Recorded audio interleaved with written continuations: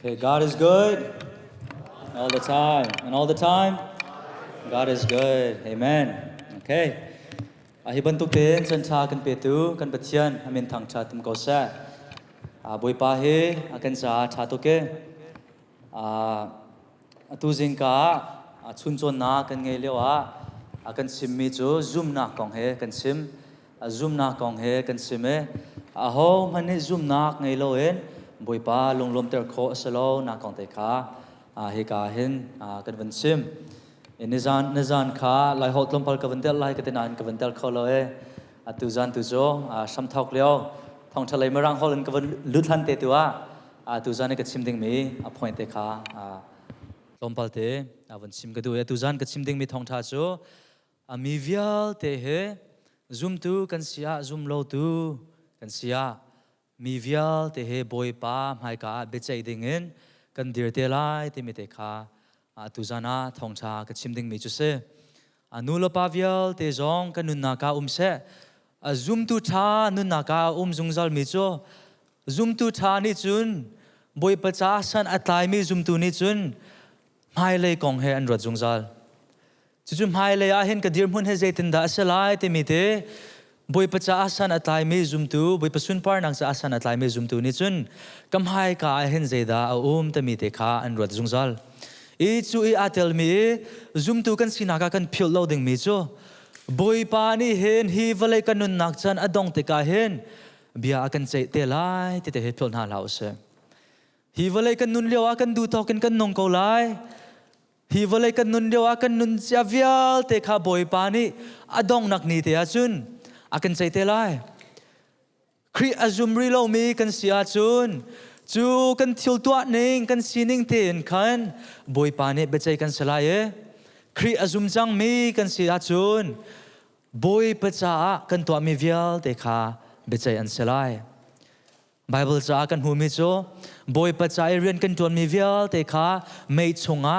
test an sadi lai te kha kan hu boi pa cha rian kan tuan mi vial te nu bu a kan pe tlai nak se khi fa upa kan tuan mi vial te kha boi pam hai ka kan dir te ka kan ni ni chun lung hui ngai en boi pam hai ka kan dir le boi pa hi vale karak nong lewa hi te he nang man cha karak to kho ve ko ti ten boi pam hai ka pia ding en zong already tuk mi kan man lai asinan chu chan le chu ni te achun boi pa ni kan to ser nak vial te ama cha kan rak tuan mi vial te kha Bible cha ne mei chunga hin next second selai te kha kan hu chu boi pa ni azo mi chu ama cha kan to mi vial te he zeida kan to khe seloin zeiranga da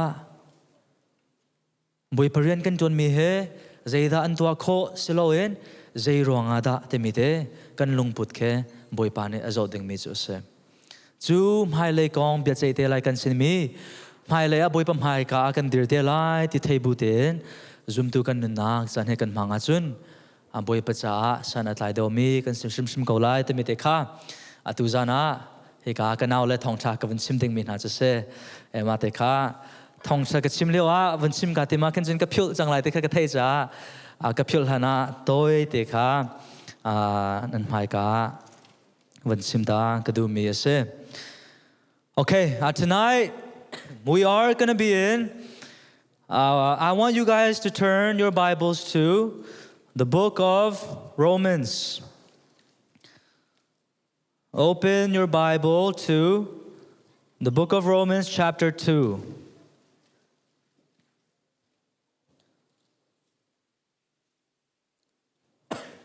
Romans should be very easy to find. It's after Acts, okay?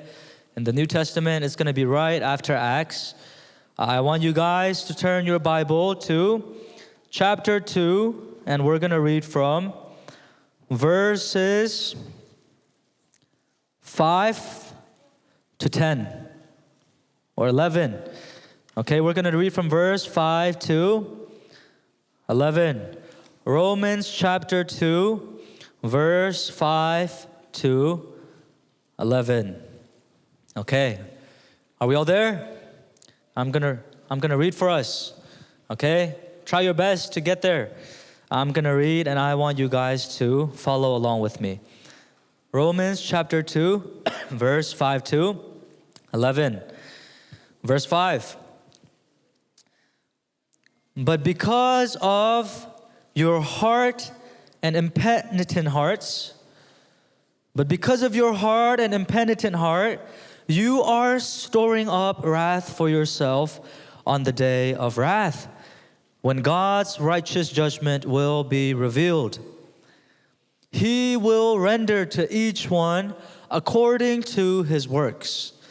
To those who by patience in well-doing seek for glory and honor and immortality, he will give eternal life. But for those who are self-seeking and do not obey the truth, but obey unrighteousness, there will be wrath and fury. There will be tribulation and distress for every human being who does evil, the Jew first and also the Greek, but glory and honor and peace for everyone who does good, the Jew first and also the Greek. For God shows no impartiality. Okay, and also another Bible verse, Revelation. Okay, you guys should be there in 1 second. Revelation is at the end, the very end. Revelations is the last book of the Bible. And then turn to chapter 20. Revelation chapter 20. Verse 11 to 15. Revelation chapter 20, verse 11 to 15. Let me read for us. Then I saw a great white throne and him who was seated on it. From his presence, earth and sky fled away, and no place was found for them. And I saw the dead, great and small, standing before the throne, and books were opened. Then another book was opened, which is the book of life. And the dead were judged by what was written in the books, according to what they had done.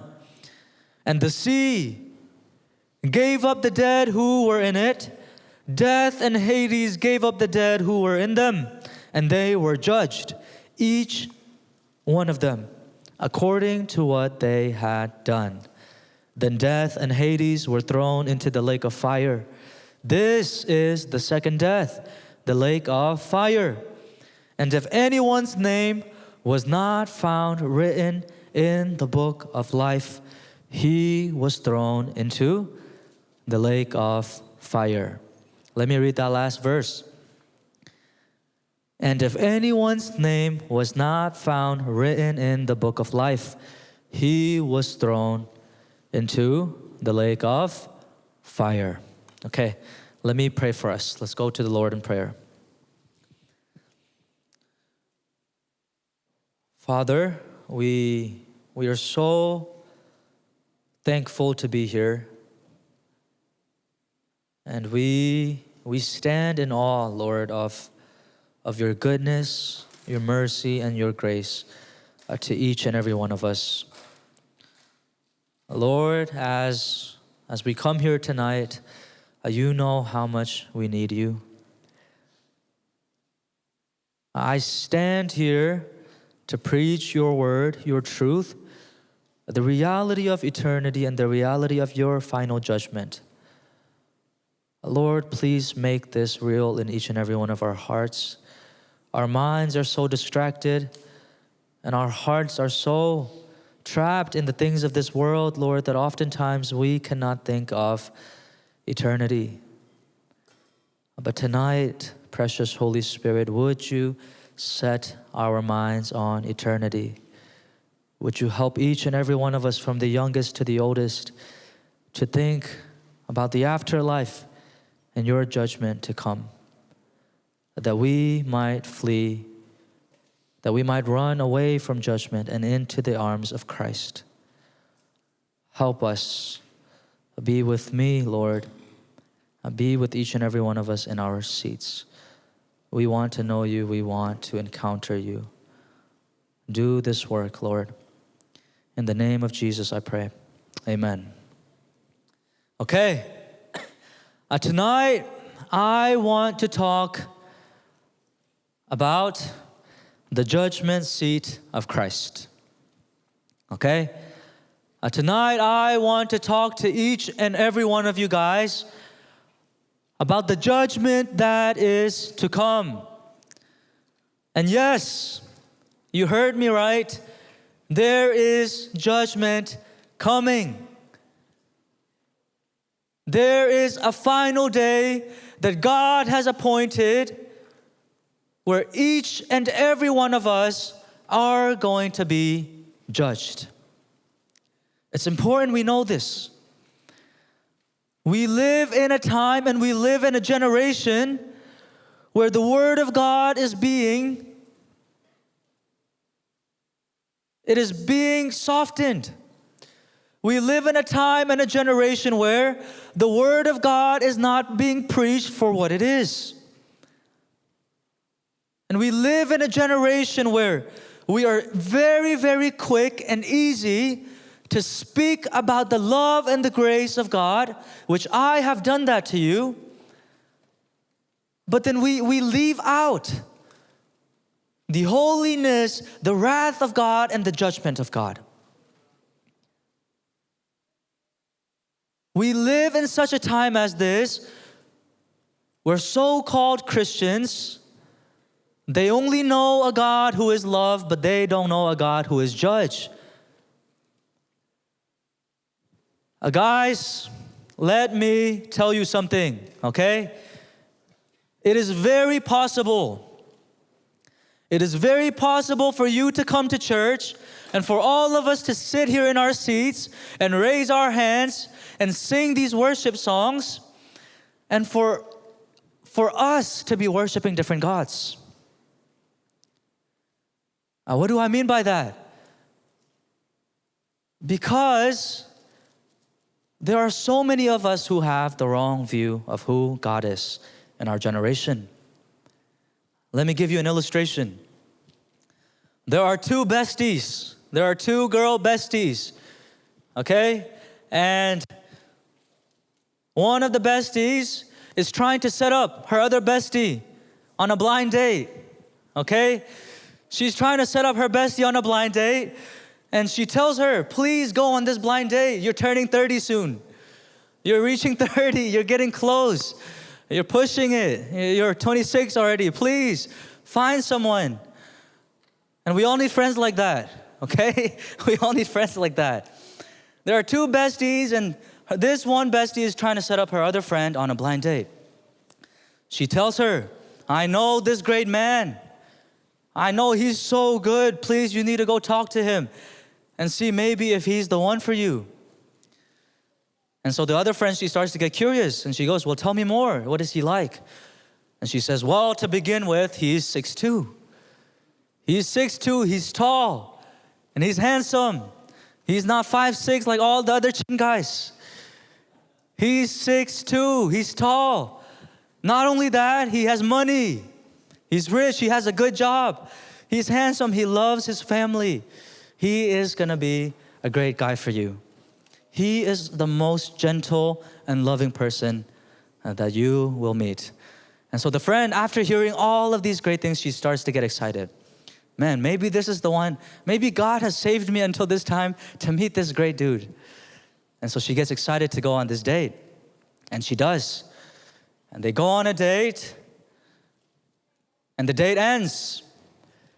And then her bestie, the one who set her up, reaches out to her. And she says, so, how was the date?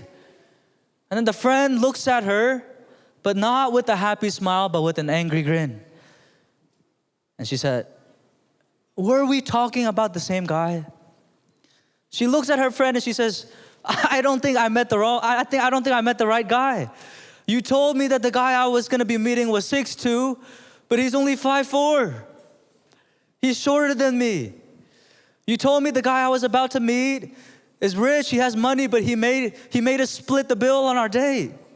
He didn't even pay for all of it. He made us split the bill. Not only that, he wasn't patient at all. He was rushing me the whole time. I don't think we were talking about the same guy. All right, well, when the friend was introducing this guy to her, when the friend was hyping up this guy, were they technically talking about the same guy? Yes. But when this girl actually goes to meet that guy, she finds out the guy that I had in my mind, that I pictured, and this guy that I'm meeting are not the same persons. They are completely different. That is an illustration of some of us and how we view God. Some of us, we have a view of God in our mind where He is all love and He is all grace. But then we don't read the rest of the Bible. And we don't like to hear that He is going to judge us in our sins. So we come here and we say we are worshiping God, but in fact the God that we worship is not the God of the Bible. That's why I said it is possible for us to come to church and for us, even though we don't know it, to be worshiping different gods. Whereas I am worshiping the God of the Bible, it is possible you to be worshiping a God of your own creation, a God that you have made up in your own mind. So what is our greatest need? Our need is to look at the Bible and see what the Bible says, who God is. In the Bible, when the Bible talks about the last days, when the Bible talks about the end times, a very common message that we see, where Paul even says to Timothy, is one sign that the end is coming, is that in the last days, Paul says to Timothy, people will no longer want to hear the truth. They will only want to hear messages that support what they want, messages that lift them up. They only care about feeling good and having a good self-esteem and self-love and all of these things, but they are not going to want the truth. The moment you preach the truth to them, these people are not going to want to listen to you. That's what Paul says is going to be a sign of the end times. And I look at our generation, and I see that in our generation. And so don't be shocked tonight when I say that I'm going to preach on the judgment seat of Christ. Each and every one of you, I want you to know, God has appointed a time. He's already said it. A time when we are all going to stand before God to be judged. And that's what Romans tells us. He tells us He will render to each one according to his works.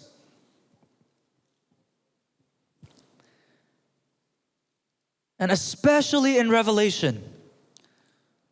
In Revelation, we see how all of this is going to play out. In Revelation 20, we see a picture of what the great judgment is going to look like. This is John, who had a vision on the island of Patmos.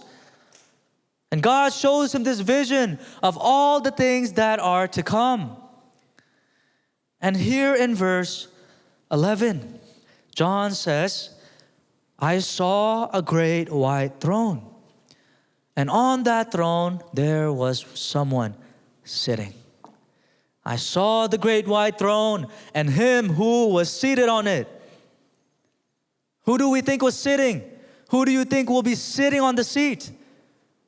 Christ. Christ is sitting on a great white throne. And on that day, the Bible says, each and every one of us, from the beginning of time to the end of time, we are all going to be before Christ to be judged. All right, I want you guys to notice in the life of Jesus Christ, while he was here on earth, Jesus Christ, while he was here on earth, he came and he preached a message of salvation. Okay? Now we heard the first night, Jesus and Zacchaeus, for the Son of Man has come to seek and to save the lost. Well, when Jesus came on earth the first time, his mission was to seek and save those of us who were lost and dead in our sins. But Jesus says something very, very amazing. Jesus says, the first time I came to you guys, it was to save you. We see in the Bible, he says, I didn't come to judge. I came so that you might have life. The first time Christ came to this world, he did not come as a judge. But Jesus says,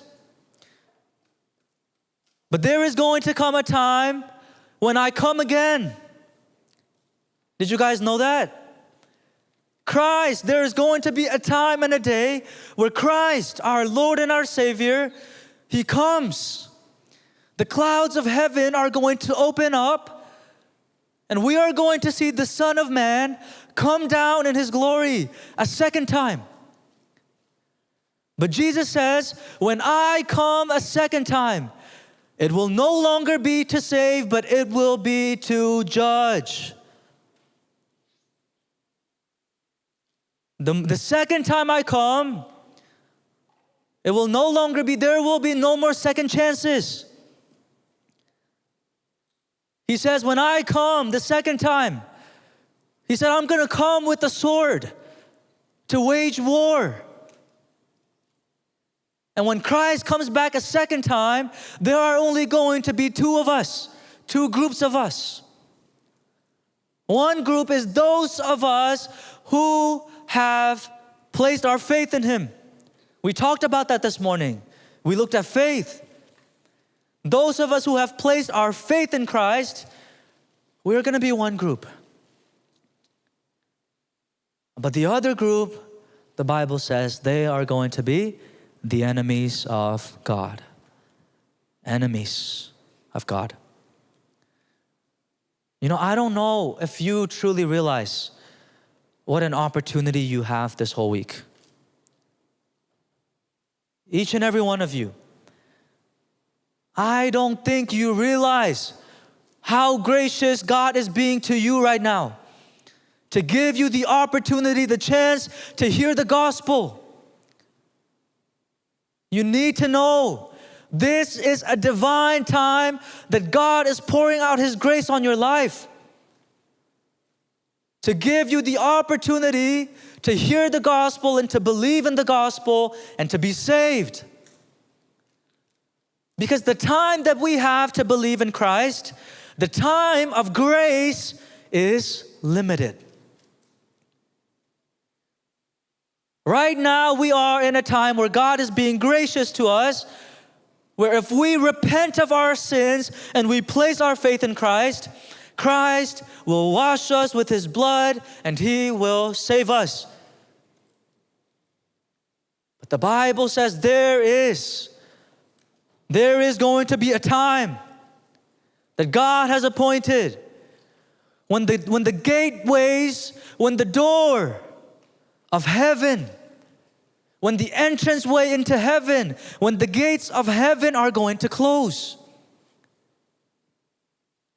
The door of heaven is still open for those of us who will put our faith in Christ right now.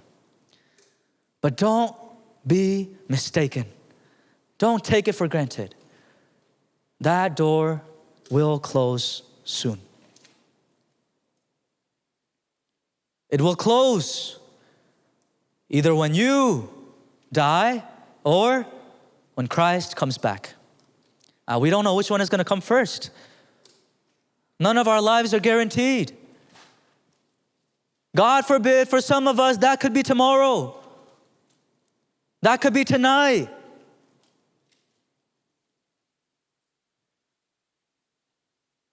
Jesus gives us a story of this rich man and Lazarus.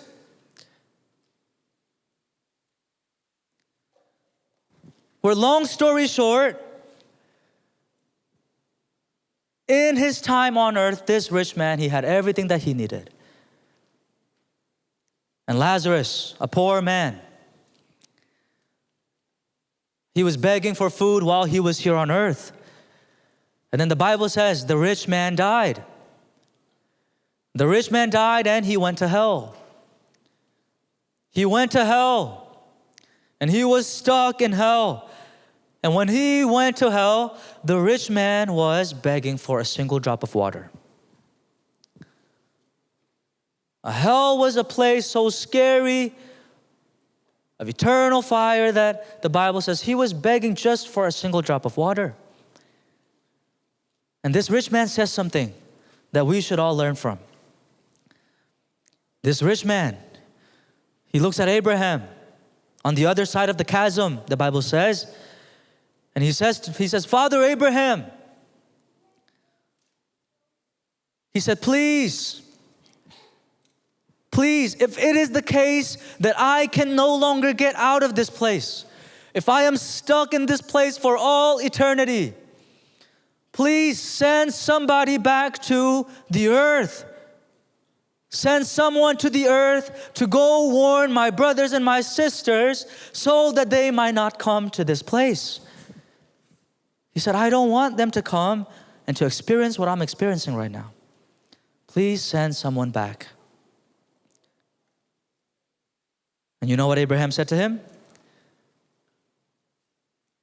They have the laws of Moses. Abraham says to him, they have all the testimony that they need, everything that they need to believe in Christ, everything that they need to be saved has been given to them. Whether they believe or not is up to them. And then the rich man says, no, if somebody comes from the dead, if somebody rises from the dead and warns them of this place, they're going to believe it more. And Abraham says, even if someone were to rise from the dead, even if someone were to rise back from the grave and warn them and preach the gospel to them, they still would not believe. Is that you tonight? We have a Savior who did rise from the grave, who did resurrect from the grave. And He tells us, I am the way, the truth, and the life. No one can come to the Father except through me. And so I want you guys to know that tonight, this whole week, every morning that you wake up is an immense amount of grace that God is giving you.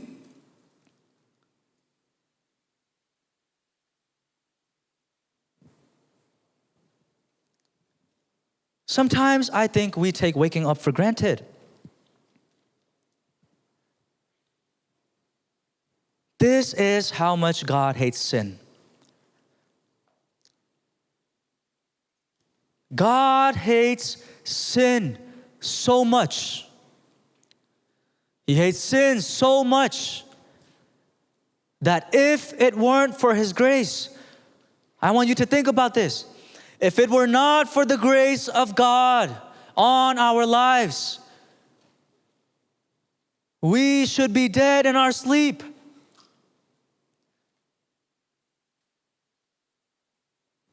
Because of our sins. What does the Bible say? I told you guys last night. The wages of sin is death. I bet throughout this whole week we have all committed an insane amount of treason and rebellion against God. But you're awake this morning. You saw a new day this morning. Why? Not because you deserve to. Not because we deserve to, but because of the grace of God. God has given you new breath this morning, new life this morning, so that you might repent and come to Him. The grace of God, the kindness of God, Paul says, it is meant to lead us to repentance. It is meant to lead us to repentance, to find Him, to seek Him. That's why the Bible says His mercies are new every morning. So I want you to know that the grace of God is overflowing on your life. That you are still alive and that you are able to hear the gospel message of Jesus Christ. Because, like I said, we all need to remember there will come a time and a day when grace will be no more and when we will be judged according to our works. That should make some of you guys very afraid. That should make some of you guys afraid. Because the Bible says there will be a day of judgment when everything, when everything that we have ever done, from the moment we were born to the moment that we die, for our whole life, they are going to be revealed before God, and God is going to judge each and every one of them. Let's look at Revelation 20. Verse 11 says, "Then I saw a great white throne and Him who was seated on it. From His presence," I want you guys to feel the weight of this. "From His presence, earth and sky fled away, and no place was found for them." The Bible says on that day, before the presence of the judge, Christ, the glory and the supremacy of Christ, the holiness of Christ was so radiant that the Bible says the earth and the sky, they fled away from His presence. Imagine that. The earth and the sky, they fled away from His presence. And I feel like there are some of us here who think that when we stand before God to be judged, some of us have the thought that we're going to go up to God and be like, "Yo, what's up?" Some of us think we're going to go up to God and be like, "Hey, buddy, I'm so glad you died for me." That's not going to happen at all. When we stand before Christ on this final judgment day, His presence, His holiness will make us tremble in fear. Isaiah, when he saw a great vision of the holiness of God, the Bible says he fell to his knees. He saw the holiness of God. He saw the angels and all the hosts of heaven saying, "Holy, holy, holy is the Lord God Almighty." And when Isaiah saw the holiness of God, he fell to his knees and he thought he was going to die. Now remember, this is the same Isaiah that was the prophet of God. This is the same Isaiah that did many miracles for God.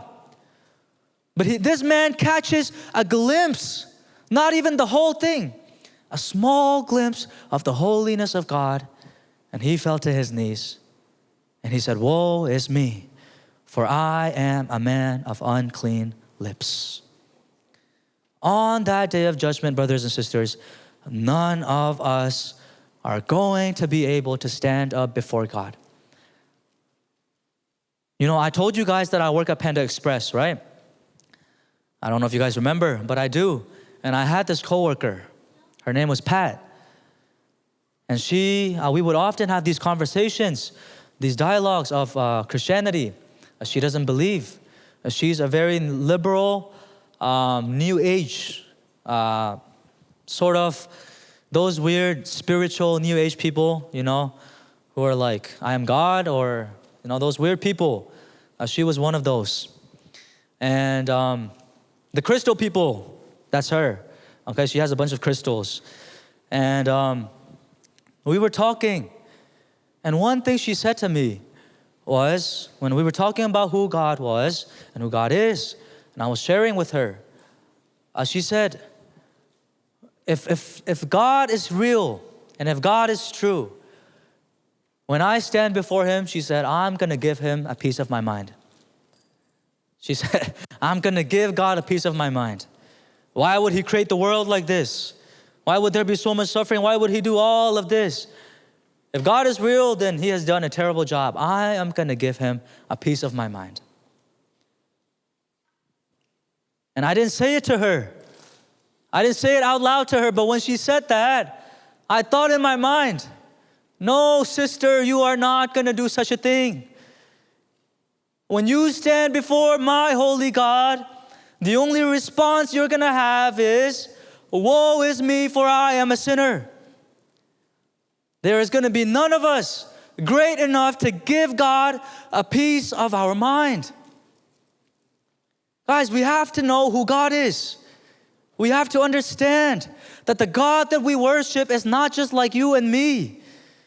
He's not just like you and me, but a little bit bigger.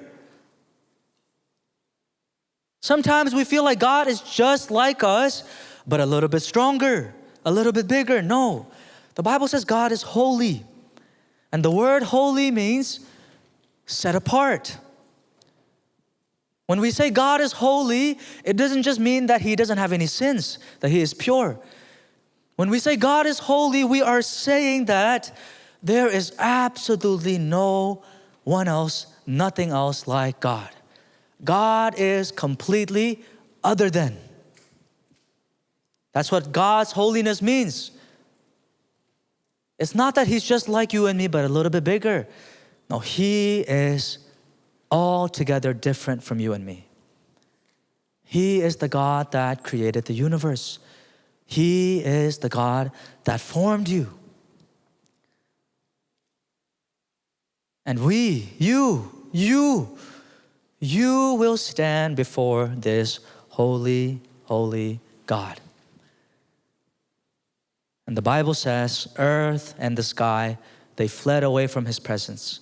That's how scary that day is going to be. Verse 12, Revelation 20, verse 12. John says, and I saw the dead, great and small, standing before the throne. Imagine. I don't know how that day is going to look, but we have an idea of it. There is going to be a throne, and on that throne is Christ.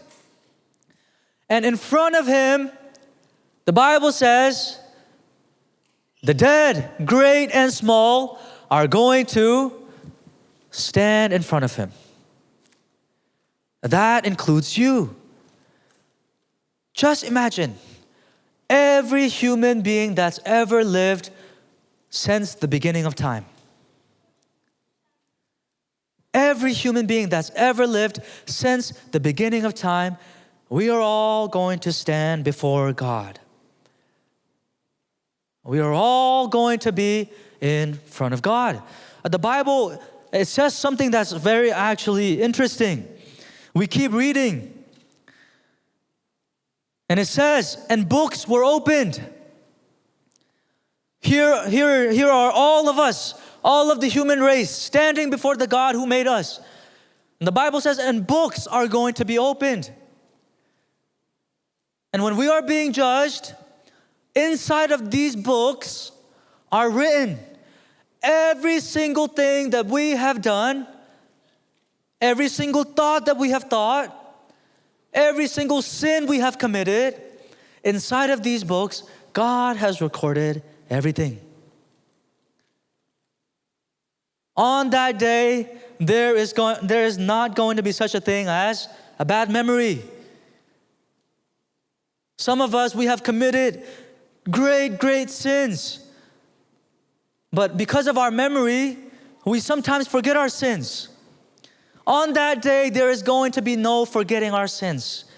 The books are going to be opened, and all of our sins are going to be laid out, played out, and read out in front of the whole human race. Imagine that.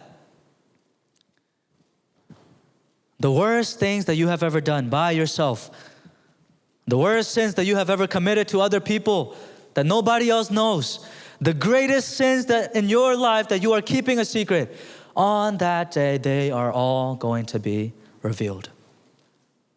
All going to be revealed. None of us will be able to hide before God on that day. According to everything that we have done, the Bible says, according to our works, are we going to be judged? Now think about everything that you have ever done in your life, and the final result of your judgment should be clear. You think about your life, all the things that you have done in your life apart from the grace of God. Think about all of those things, and we don't even have to wait for the judgment. We already know what the judgment is. Verse 13 says something very interesting. It says, and the sea gave up the dead who were in it. Death and Hades gave up the dead who were in them, and they were judged, each one of them according to what they had done. That's an amazing picture. I think back to all of human history, all the people that probably died in the oceans, in the seas. There are probably a bunch of dead bodies. Maybe in the times of the pirates, I don't know. In the oceans, whoever has died in the body of water, the Bible says the sea is going to bring back every dead body in it. And death and Hades, every dead person before us, before this time, that we were all going to come back alive to stand before God to be judged. It says great and small. The president is not exempt from this. The leaders of the nations are not exempt from this. Pastors are not exempt from this. Evangelists are not exempt from this. Everybody, great and small, will be judged on that day. We will be judged on that day. Each and every one of us according to what we have done. And then the Bible says, on that judgment time, God is going to open up a book. And this book is called the Book of Life. The Book of Life. And the Bible says, and anyone whose name is not written in the Book of Life is going to be thrown into the lake of fire. Anyone, that includes you, whose name has not been written in the Book of Life will be thrown into the lake of fire. Upon hearing that, after hearing that, the question you ask yourself should be, is my name in that book of life? There is a book in heaven. There is a holy book in heaven that contains the names of everyone who have placed their faith in Christ. I'm sure my name is on that book. I know my name is on that book. Not because I'm great, but because of my Savior. I place my faith in Him. So I can say with full confidence that my name is written on that book. Brothers, what about you? Is your name written on that book? Sisters, what about you? Is your name written on that book? I've said over and over again, it is going to be so stupid and dumb of us if we neglect the gospel. It is going to be so dumb and so stupid of us because we were so busy with the things of this world that our name is not written on that book.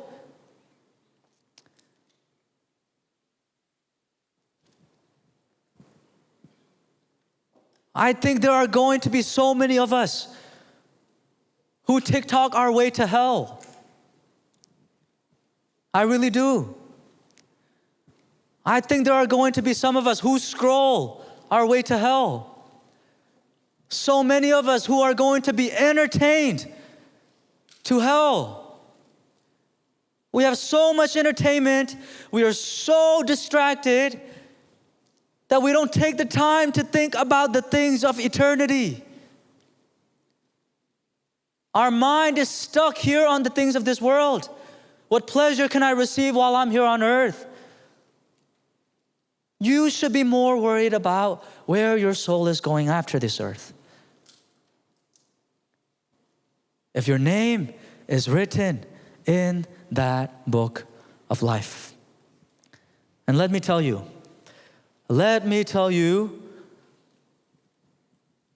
what kind of people. Let me tell you, let's take a look for a second into the book of life. And look at everyone who's ever been written. All the names who've ever been written in the book of life. Inside the book of life, every name that's ever been written, I'm sure of one thing. They were all rotten sinners. Inside the book of life,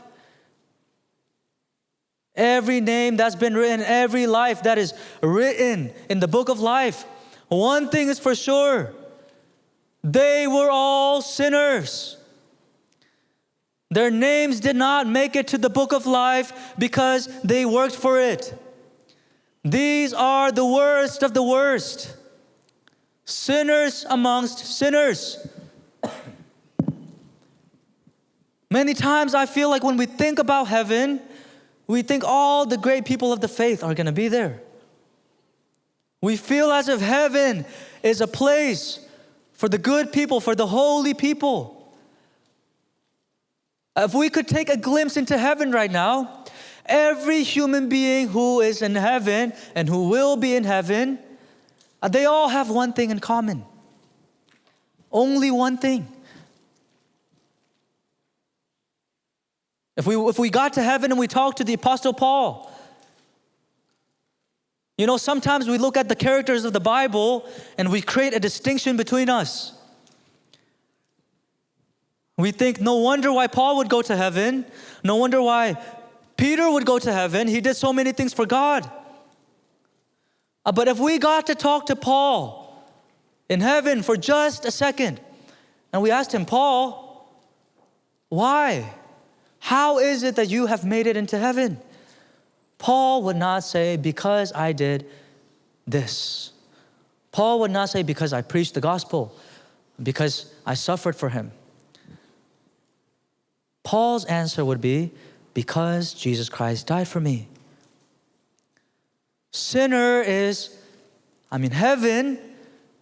Heaven is made up of sinners. I want you guys to see that. Heaven is full of sinners. But they are all sinners who have been washed in the blood of Christ. They are all sinners. Although their lives were so dirty and so ugly and so broken, they are all sinners who have placed their faith in Christ. So although they were not holy, although they were not righteous, because of the work of Christ, they are now made holy and righteous in the sight of God. Heaven is for sinners. Sinners who believe. Or as I said this morning, sinners who put their trust in the gospel of Jesus Christ. In the gospel of Jesus Christ. So I just want you guys, my prayer for you guys is just that you would just wake up. Okay? Just that you would wake up to the reality of eternity. I told you guys, what is your life 100 years from now going to look like? You don't know, and you shouldn't care. In 100 years from now, you're not going to be worried how good your fashion was while you were on earth. 100 years from now, you're not even going to be worried about what a legacy you left behind. 100 years from now, your biggest worry is not going to be how many friends you had. It's not going to be how good your score was in school. 100 years from now, I promise you, the last thing you're going to be worried about is how good you are at basketball or soccer. Your greatest worry and your greatest care 100 years from now will be, is my name written in the book of life? That's what you should care about right now. That should be your greatest concern. That should be your greatest worry. If you don't have the confidence that your name is written in the book of life, you shouldn't even sleep peacefully. You shouldn't. The state of your soul is the most important and valuable part about each and every one of us. All right, towards my last point, I want us to look at how God is going to judge us. I want us to look at a little bit deeper how God is going to judge us. Okay, what does the Bible say? The Bible says when God judges us, it says He is going to judge each and every one of us according to our works. He is going to judge each and every one of us according to our works. Okay, the question that we often address, is Christianity a works-based religion? Yes or no? Is Christianity a works-based religion? No. Okay, well, I remember one of the answers that I gave you guys this morning, the very interesting answer. How did I answer it? I said, yes and no. Okay. Let me just nuance this a little bit, okay? I want you guys to think along with me here. Activate your thinking brain. The question, is Christianity a works-based religion? The answer I would give to that is yes and no. Okay. Why do I say yes? In one sense, okay? I'm talking out of both sides of my mouth here. In one sense, Christianity is a works-based religion. Why? We just read it. When God judges us, He is going to judge each and every one of us. Every one of us according to our works. When God judges anyone, it's going to be based off of works. It's going to be based on how perfect were you. So yes, in one sense, Christianity is a works-based religion. And that is the terrible news for you and me. That is the sad, terrible news for you and I. Is the fact that God, when He looks for who can enter into the kingdom of heaven, the requirement is absolute perfection. It is a works-based religion in that sense. But as we found out last night, you and I are sinners. we fall short of the glory of God. We have no hope of heaven because of our sin. So in that sense, yes, Christianity is a works-based religion. We are going to be judged based on our works. Okay? Now I want to look at the no. I said yes and no. All right, so why is, in another sense, why do we say that Christianity is not based on works? Because of this, okay? I say no because Christianity is a religion of works, yes, but just not our work. Okay? Let me say that one more time. Christianity, in one sense, yes, is a religion of works. God is going to judge each and every one of us for what we have done. Everything that you've ever committed, everything that you've ever said, that's what God is going to judge you for. So yes, it is a works-based religion. But the reason why we say no, the reason why we can say no is because it is a works-based religion, just not our works. Whose works do we depend on? The work of Jesus. You guys understand that? Yes, Christianity is a works-based religion. But the reason why we call the gospel good news is because you and I could absolutely not follow one ink of the law. You and I fall short of the law every second, every minute, every hour we fall short.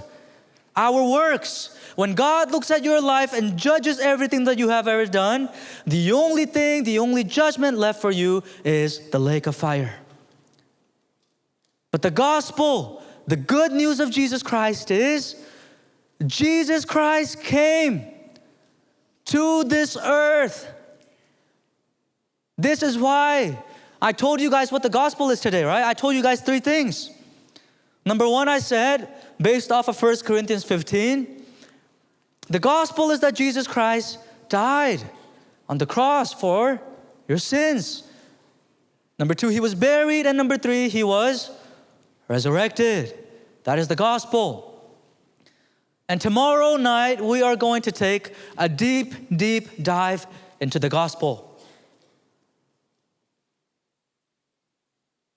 But the gospel of Jesus Christ, why is it such good news?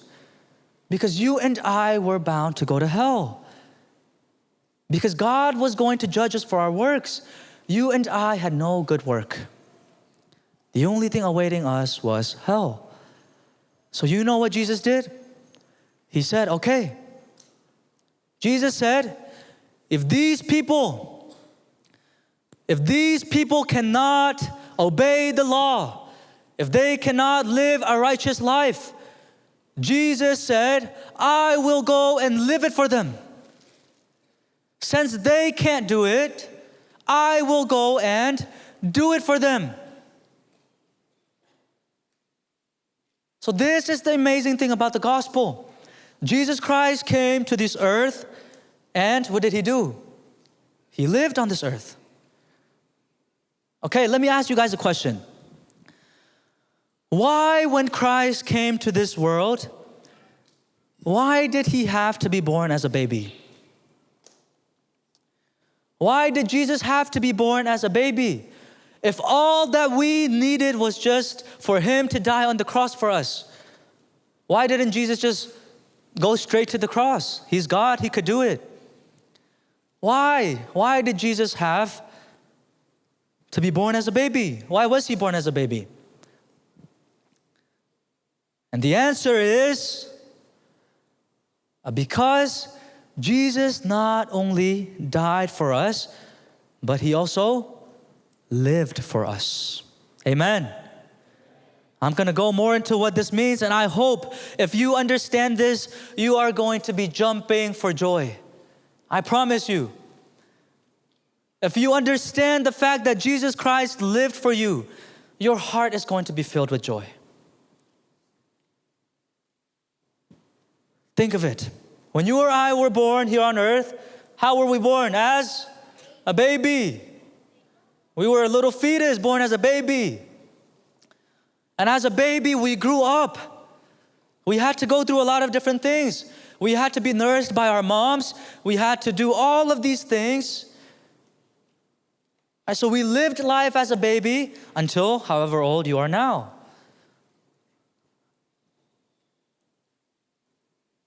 And the thing is, from the moment that you and I were born as a baby until however old you are right now, you failed to follow the law of God. You guys agree with me on that? We have utterly failed to follow the law of God. This is our life. We failed. You and I, we failed. You and I, we are rebels. We failed already. We have not followed the law of God. You and I, we failed. So what Jesus does is, He came to this world as a baby. Right? And He lives. He lives just like you and me.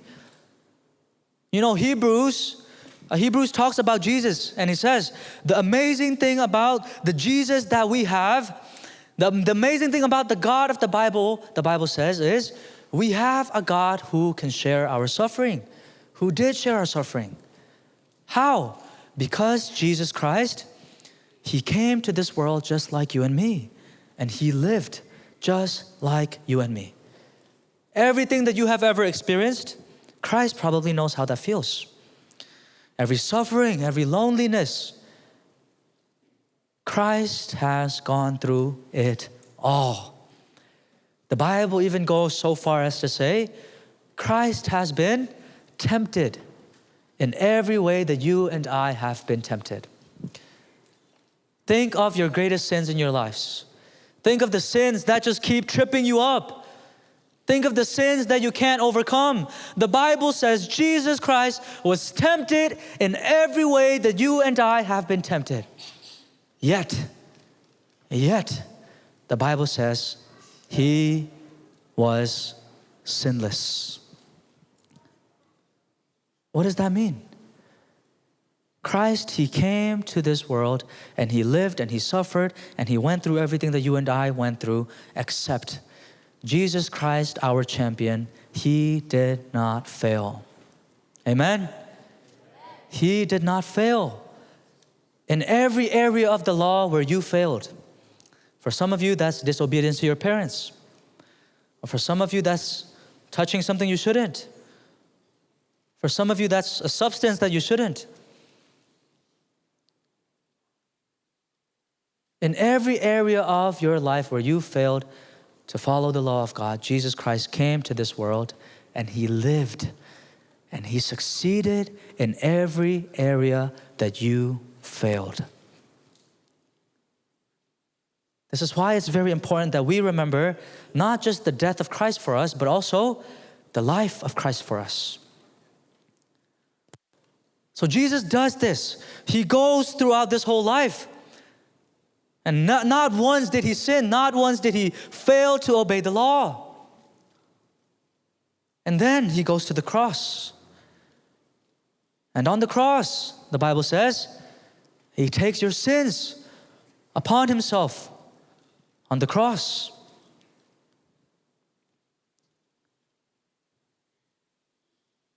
And when Christ died on that cross, the Bible says if we believe in Him, what are we? We are forgiven of our sins.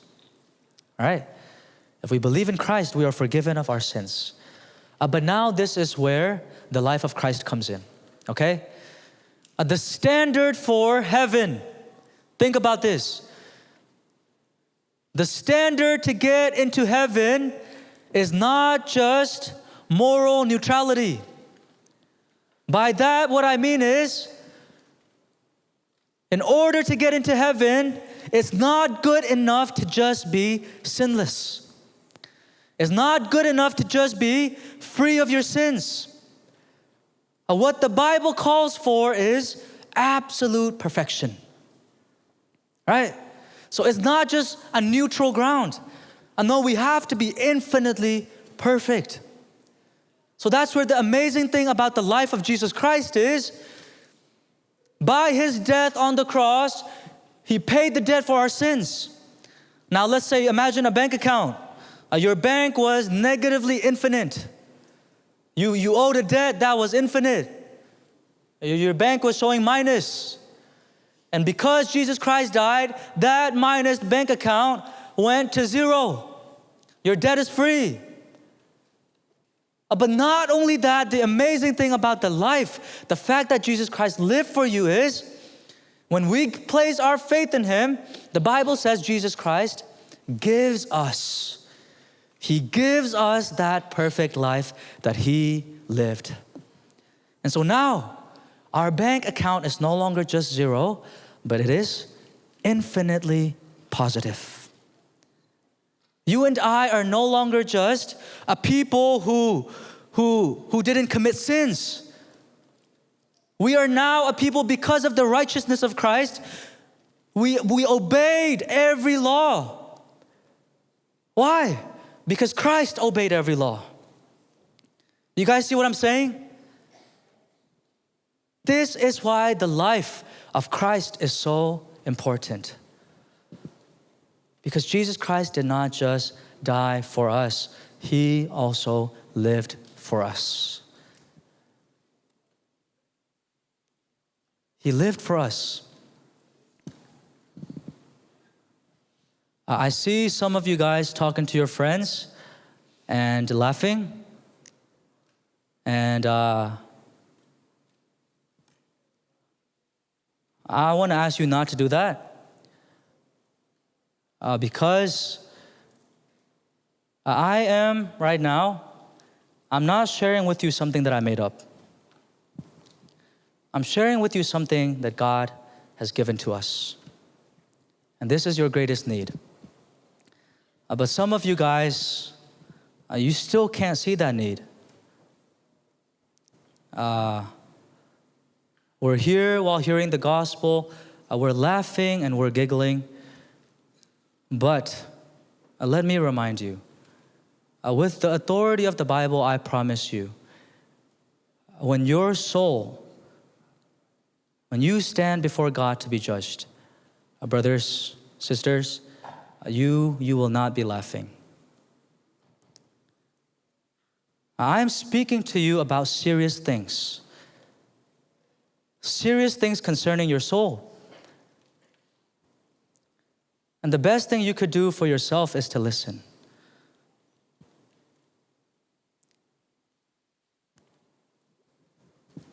Some of you guys, I think, when you stand before God, you're going to be full of regrets.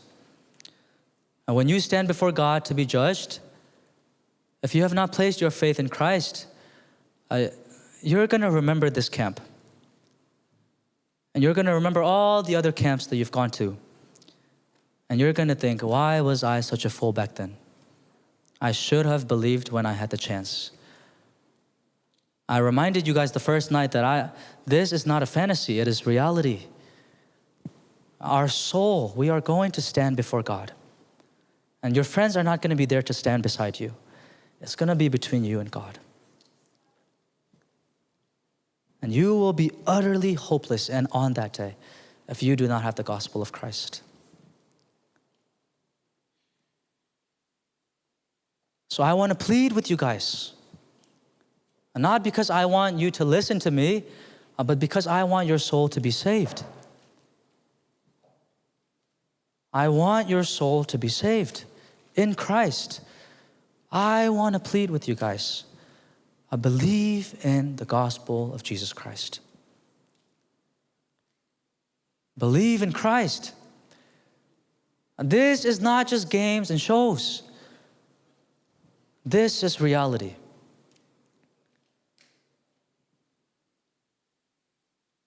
And our greatest need is that.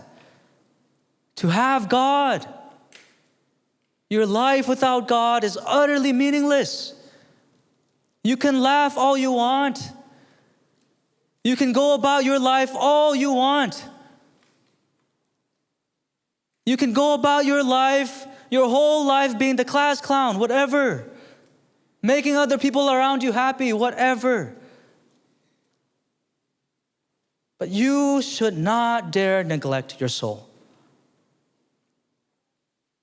Don't play games with God. I say these things because I care about you. I care about each and every one of you guys. I want to see you in heaven. I want to worship God together with you. I want us to work for the kingdom of God together. Who knows? Out of this group, some of you guys could be future preachers. God could raise up out of you guys gospel ministers.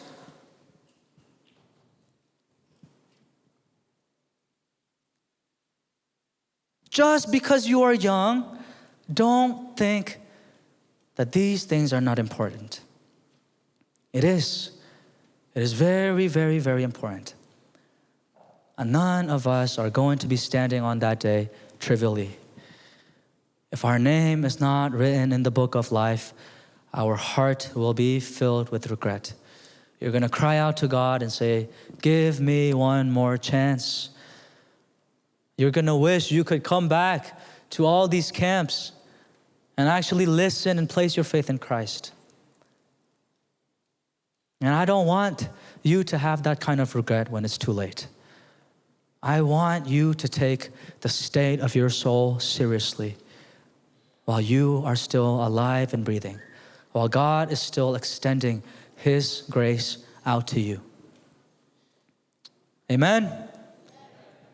The gospel, guys, is the most important thing ever. I'm not just saying that. This is the most important thing ever. This is the gospel. This is the message that God has given to us from above. Man did not make this gospel up in their own wisdom. God gave us this gospel. The Bible says the gospel is the power of God unto salvation. The Bible says in Corinthians, the gospel is the wisdom of God. Take this gospel lightly, and it means you're taking God lightly. The most sweet and precious news and message in all of history is the fact that Jesus Christ died for your sins. Your sins, brothers. All of you here in the front row, brothers, Jesus Christ died for your sins. Can you say amen? Amen. Jesus died for your sins. Jesus Christ loved you guys so much that on that cross, He shed His blood for you. He took your sins upon Himself. The filth of your life, the dirt of your life, Christ wore that. And He died the death you should have died. He suffered the punishment that you and I should have suffered. And I want to call each and every one of you guys to believe in this gospel of Jesus Christ. And to those of you who already have, whether you're Mano or Sunday school, I want to say also a message. The fact of God's judgment, the fact of God's final judgment should make each and every one of us tremble in the way that we serve Him also. Have we been faithful to His call? Have we loved Him with all our might, with everything in us? Have we sought after Him with everything? Whether it's your worship service, whether it's how you serve in the worship team, however long you've served in the Sunday school team, in the media team, however long you have served in the church, God is going to judge each and every one of the works that we have done. The Bible says our works are going to be tried in a fire. And in this fire, we're going to see if they last or not. And the Bible says every work that we have done that goes through this fire, that was not a genuine work for God. that they're all going to burn up. But only the works for Christ that were truly done for his glory will remain. And those works will be our reward.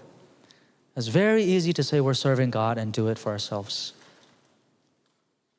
Let's all check our hearts and our posture. Amen? That's the message that I want to leave you guys with tonight.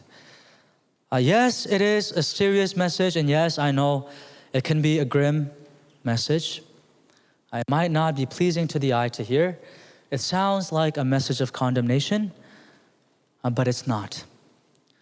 It's a message of warning that says, this is waiting for you. This judgment is waiting for you. So please run to Christ.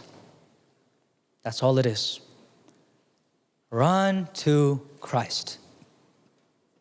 There is a judgment coming for each and every one of us. And the only people who are safe are going to be those who take shelter in the fortress of Christ. When we go to the park and we play and it's so hot, what do? We look for the shade. We look for the shade away from the heat of the sun. Only those people who hide under the shadow of Christ, who take shelter in Christ, are going to be saved. And their names are written in the book of life. All right, so with that all being said, I want us to pray. Okay? I want us to pray. Could the worship team come up?